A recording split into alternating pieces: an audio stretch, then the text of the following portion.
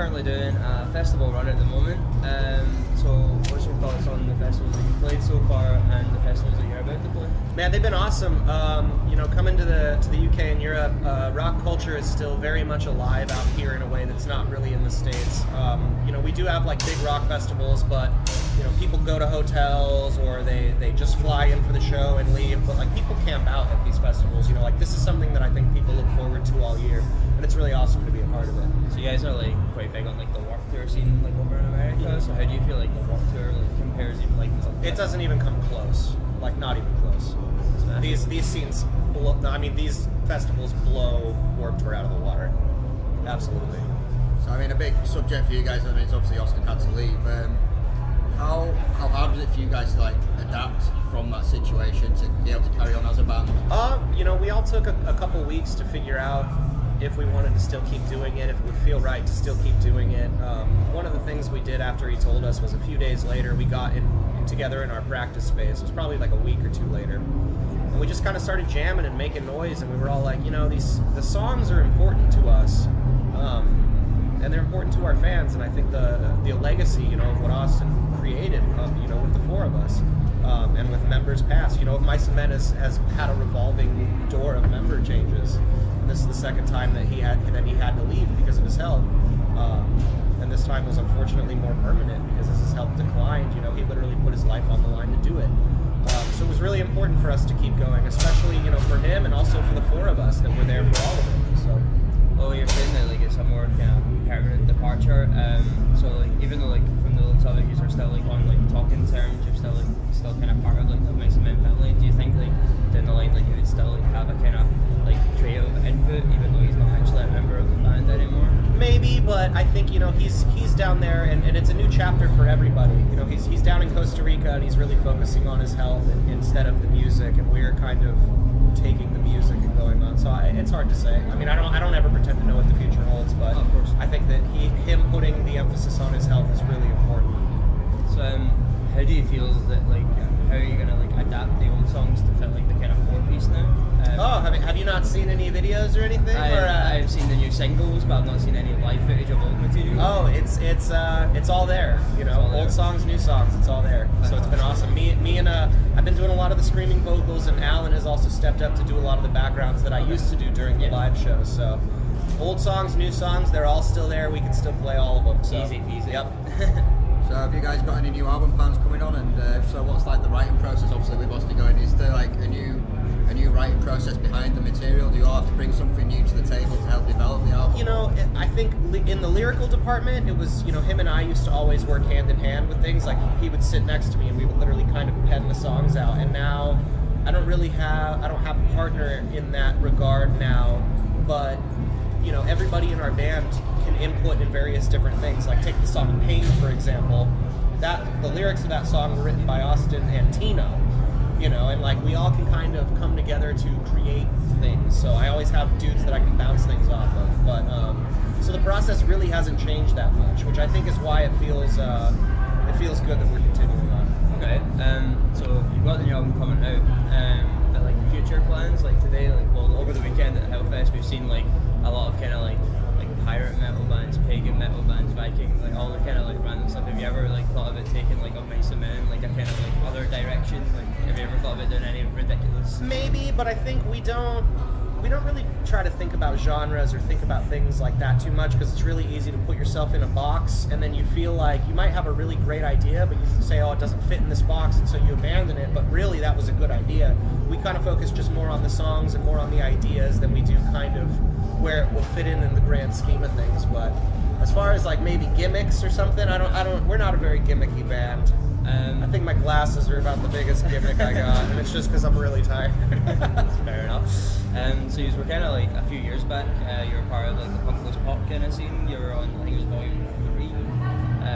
Have you ever, like, there's a new one coming out, have you ever like thought about doing like another cover song or maybe even like a cover album? I mean, we do that kind of stuff for fun. I don't know that we would release that. I think we're so focused in on like, you know, because we're 4 albums deep, we have a live album. I think we're kind of maybe past that, and I don't mean that in like a negative way, like, oh, like we're too good for that or anything, but I just mean I think right now, you know, when we get together to make music and create music, it's usually because we have something we want to say or feel like we need to say, instead of like, oh, let's like cover this song, you know. But we do that for fun. We actually do play covers a lot, just to ourselves, like never to anybody, but when we're rehearsing and stuff. Do you have any tour plans coming? Obviously, we said that you're doing all the festival runs. Are you doing any, you know, like a headline tour? Have you got any tours, plans to go out to the UK? And... we just announced a European tour with Five Finger Death Punch and In Flames, and that'll be really sick. You know, we've got some stateside touring, some worldwide touring. Honestly, a lot of it, like, we just want to tour a bunch and just kind of play all the places that we really didn't get to play over the last few years. Is there anywhere that, obviously with the terror level as high as it is now, I mean, we're asking bands, is there anywhere that you wouldn't really want to play? Is there anywhere that you kind of have second thoughts over going to? We did. We were potentially looking at playing in Beirut in Lebanon, but the United States Department of Defense or the Department of Homeland Security, I can't remember, one or the other, has labeled that place an active war zone, and they can't guarantee our safety. And you know, for all of us, like, we're not really afraid, the four of us, but like, we have families back home and stuff, and like, I couldn't make my mom go through that, you know what I mean? Like, so at some point, and we still feel like we have a lot left to offer, so I don't know that we're to the point where we want to maybe risk our lives to be doing that, you know, in actively dangerous places where they can't really guarantee our protection. But you know, I don't really think there are too many places that we wouldn't play as long as there was some sort of guarantee, so that we could go home to our families and be like, look, you don't got to worry about us, even though they still do. Well, going back to Hellfest, you guys aren't long arrived. I don't know if you've had the chance to look at the lineup, but is there any other bands after your set or before your set? Oh, Prophets of Rage, Five Finger, Slayer, Linkin Park. Like, I can't wait to see all of them. It's gonna be awesome. How do you think the Five Finger show is going to go? Obviously, they're about to replace Iron Moody. Oh, it's gonna go off without a hitch. It's gonna be amazing. I watched it yesterday, and it was just like the guy, Tommy, that they have filling in is just fantastic. And I mean, the fans could not care less, you know, about that regard, because you know, I think, and we kind of face the same thing, you know, and it's, these people out here want to hear the music and they want to experience it, and I think to some extent there's a lot of grace offered if it's not the same person that maybe created it, or it's not the guy that's on the record. But if they can still deliver it just like we still deliver the old songs, the fans don't care. They love it, because that's what they want. You know, they want to be entertained. So you guys have done like festivals for many years now. So do you feel like you have any like survival tips for like any like up and coming bands? Man, drink water. Don't leave any valuables unattended. Yeah, water is probably the most important thing. It's really easy to be like, man, it's hot, I want to crack a beer, and it's like, you know, water, man. It's hot out here, man. So, what plans have you got for the rest of the year? Like, have you got any more like music video plans? You know, we're working on some new music. We don't really have a release date for the album yet, but we are working on an album. We have well over an album's worth of material, and we just love kind of creating a big mass of songs and then whittling it down into a little cohesive piece. But I mean, just more shows, more music. How do you pick which songs you want to put in the album? How hard is it to, like, obviously, like you say, you've got a stack of them out? Yeah, I mean, sometimes it's really difficult, but I feel like usually when we're kind of getting towards completion, or we're getting towards where we want to, because we have our own recording studio that we do stuff at, but then when we're actually going to go make the record, it usually kind of unveils itself, which is kind of funny, because we'll spend a lot of time kind of stressing about that, but it always ends up kind of just manifesting itself. So, do you guys have any like pre-show rituals before you go on stage? Is there anything that you've kind of adapted to doing before you go on? One thing we always do is we get in a huddle together, and it's really funny because we just literally say rock and roll on 3, 1, 2, 3, and we all scream rock and roll and go on stage. And that's probably the closest thing to a ritual that we have. Another thing we're asking bands as well is what's the best prank you pulled on another band whilst being out on the road? We've heard some pretty grim ones so far. It's hard to say. I feel like we're a bit older, so it's been many, many, many years since we've pranked people. And usually, you know, I don't think of Mice as really a prank band, because when you prank somebody, you're prone to getting pranked again, and like, I don't think any of us really do that.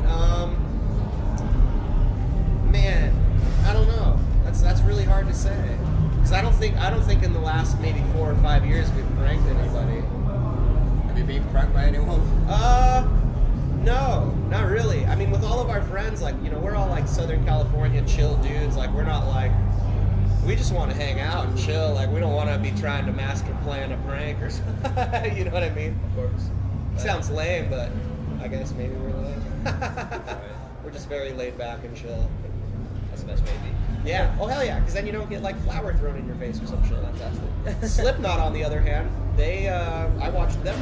I watched Sid Antique Clown on this last tour, and he said it was a payback for something when Clown did it to him 10 years ago on the day. And he said he remembered 10 years, and 10 years later on the day did the same thing to him. How can you be that better? Dude, you know what? That's the kind of shit that we're not on. But seeing it's amazing. Yeah. Well, thanks for your time. Absolutely. Thank you guys. Thank you. Yeah. Are you guys gonna get time?